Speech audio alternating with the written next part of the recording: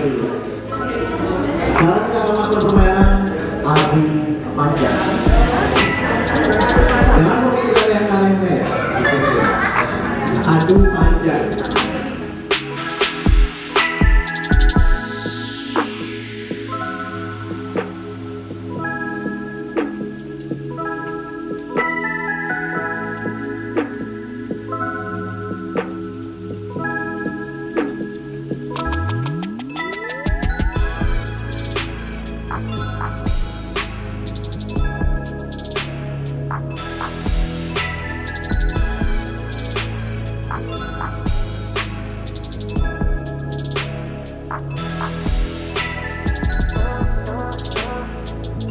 Jadi kegiatan seperti ini memberikan pengetahuan kepada mahasiswa masing mengenai bagaimana untuk menentukan DNA-nya mereka.